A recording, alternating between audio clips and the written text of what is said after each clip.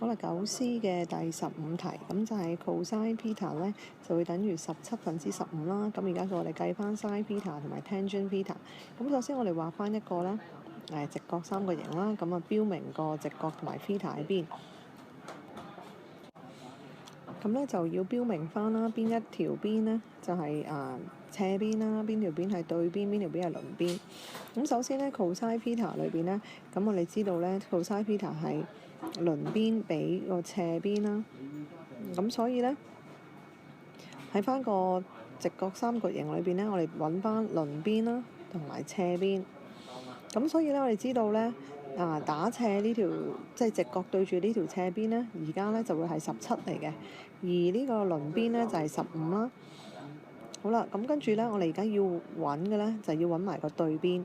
咁我哋就用呢個畢氏定理啦，即係話鄰邊嘅二次方加對邊嘅二次方咧，就會係等於斜邊嘅二次方啦。咁所以咧，對邊咧嘅二次方咧就會等於斜邊嘅二次方減鄰邊嘅二次方。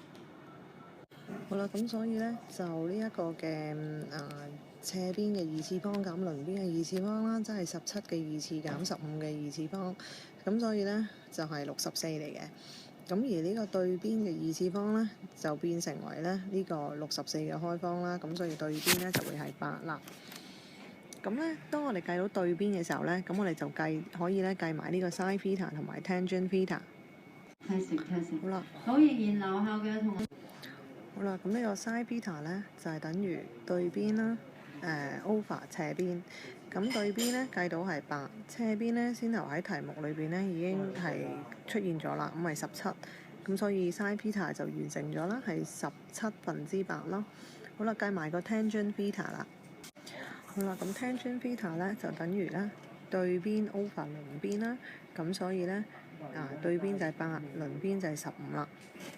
咁所以 tangent theta 咧就等於15/8。